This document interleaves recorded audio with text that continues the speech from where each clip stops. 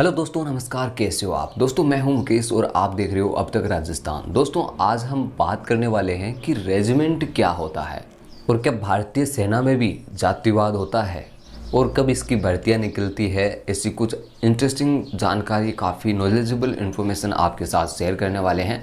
तो वीडियो काफ़ी इंटरेस्टिंग है, आपको एंड तक देखना है। अब दोस्तों बात करते हैं कि रेजिमेंट होता क्या है। दोस्तों, भारतीय सेना में एक रेजिमेंट ग्रुप होता है और कई सारे ऐसे रेजिमेंट ग्रुप मिलकर एक सेना बनती है। और दोस्तों, इस रेजिमेंट की शुरुआत अंग्रेजी हुकूमत के दौरान हो गई थी। अंग्रेज़ अपने शुरुआती टाइम में सिर्फ समुद्री इलाकों में ही सीमित थे और इसीलिए इन्होंने सबसे पहले मद्रास रेजिमेंट बनाई थी। उसके बाद में जैसे जैसे अंग्रेज़ों ने अपना विस्तार किया वैसे वैसे रेजिमेंट भी बनती गई और उनका विस्तार होता गया। अब दोस्तों सवाल ये रहता है कि जाति के नाम पर रेजिमेंट कैसे बनी। वो ऐसे कि भारतीय सेना में लगातार अंग्रेजी शासनकाल से ही कुछ व्यवस्थाएं ऐसी है जो चलती आ रही है और हमारी सेना में भी अधिकतर ऐसी व्यवस्थाएं हैं जो अंग्रेजी सेना की देन है। और आपको बता दूं कि अंग्रेज ब्रिटिश सेना के साथ में एक कुछ अफसरों के साथ और एक छोटी सी टुकड़ी के साथ भारत आए थे और इसके बाद में इन्होंने ब्रिटिश सेना में भर्ती की शुरुआत की थी। और जब इन्होंने समुद्री इलाकों में अपना विस्तार शुरू किया था तब इन्होंने सेना में ऐसी जातियों को शामिल किया था जो कि मैदान के अंदर बहादुरी से लड़ सके। और उस टाइम में जो बहादुरी से लड़ती थी ऐसी सेना को। अब सिख साम्राज्य ने अंग्रेज़ों के खिलाफ 3 युद्ध लड़े थे जिसमें अंग्रेज़ों ने सिखों की बहादुरी अपनी आंखों से देखी थी। और इसके बाद में अंग्रेज़ों ने 1846 में ब्रिटिश भारतीय सेना में सिख रेजिमेंट को बनाया था। पहले 3 राजपूत रेजिमेंट को और 31 बंगाल नेटिव इन्फेंट्रीज के नाम से बनाया गया था। इसके बाद में इस रेजिमेंट में दूसरे कप्तान सैमुअल किलफेट्रिक के नाम पर बंगाल नेटिव को किलफेट्रिक की पलटन कहा जाने गया। और इस पलटन में यूपी बिहार के राजपूत, ब्राह्मण और मुस्लिम भी शामिल हो सकते थे। और इस क्षेत्र में आने वाले समाज अपनी मजबूती से कद काठी रोबदार व्यक्तित्व के लिए जाने जाते थे। और 1825 तक राजपूत रेजिमेंट में 1, 2, 4 और 5 तक हो गई स्थापना। अब दोस्तों सवाल ये रहता है कि आज़ादी के बाद में ये रेजिमेंट क्यों नहीं बनी। दोस्तों ये सवाल हमने सोशल मीडिया पर चेक किया था तो कई बार उठाया गया है कि आज़ादी के बाद में सेना में जाति आधारित रेजिमेंट बंद क्यों नहीं की गई।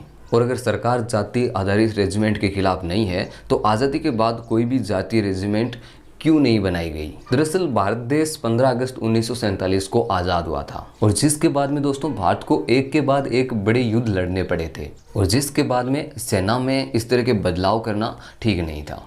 और आज़ादी के बाद एम करियप्पा को भारतीय सेना का पहला कमांडर इन चीफ बनाया गया था। इन्होंने पुरानी व्यवस्था के साथ सेना को नए भारत के लिए तैयार करने का भी काम किया। इसके लिए एम करियप्पा ने नेशनल क्रेडिट कोर को मजबूत किया और साथ ही टेरिटोरियल आर्मी को भी इन्होंने गठन किया था। हालांकि आज़ादी के बाद इससे बड़ा सुधार brigade of the guards mechanised infantry को माना जाता है। इसमें किसी भी धर्म, जाति और समुदाय के आधार पर भर्तियां नहीं की जाती थी। देश में आज़ादी के बाद में सेना भर्ती क्रिया सुधार करने के लिए 4 सहमतियां बनाई गई थी। लेकिन आज़ादी के बाद किसी सरकार ने सेना में कई जातीय रेजिमेंट बनने या भंग करने की बात नहीं कही। अब बात करते हैं अफसर रैंक पर जातिगत रेजिमेंट का क्या असर होता है। जातिगत आधारित रेजिमेंट एक जाति के लोगों के साथ कई जातियों का एक रेजिमेंट अपनी सेवाएं दे सकती है। हालांकि अफसर रैंक में रेजिमेंट में भर्ती होने से लेकर कोई भी जातीय धार्मिक पैमाना नहीं होता। जैसे राजपूताना राइफल्स में जाट और राजपूत समुदाय की संख्या लगभग बराबर ही रहती है। साथ ही राजपूत रेजिमेंट में जो राजपूत, गुर्जर और मुस्लिम अपनी सेवाएं भी दे सकते हैं। रेजिमेंट में दोस्तों चाहे जाति के लोग हो या मिक्स्ड अफसर पद के लिए किसी भी व्यक्ति, धर्म और जाति, नस्ल में संबंधित को नियुक्त किया जा सकता है। इसके अलावा नियुक्ति के लिए अफसर को अपनी रेजिमेंट में सभी जाति या धार्मिक परंपराएं निभानी होती है। और उदाहरण के लिए मैं आपको बताऊं कि कोई मुस्लिम व्यक्ति जाट रेजिमेंट का कमांडर ऑफिसर हो तो जवानों के साथ वो मंदिर भी जाएगा, परेड भी करेगा, यज्ञ में भी बैठेगा और विधि विधान से उसे पूरा भी करेगा। अब समझ गए होंगे आप। अब दोस्तों एक लास्ट सवाल रहता है कि इनकी सेना में भर्ती कैसे होती है।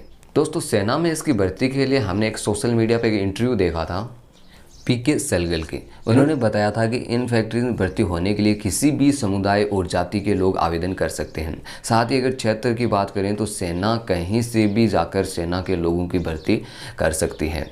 इन्होंने बताया था कि सेना को पहले दिन से ही ट्रेनिंग पर भेजा जाता है। के बाद उन्हें चॉइस दी जाती है कि जिसमें वो बताते हैं कि किस रेजिमेंट या बटालियन में जाना चाहते हैं। हालांकि ये ज़रूरी नहीं कि सैनिक उसकी चॉइस से उसे रेजिमेंट मिल जाता है।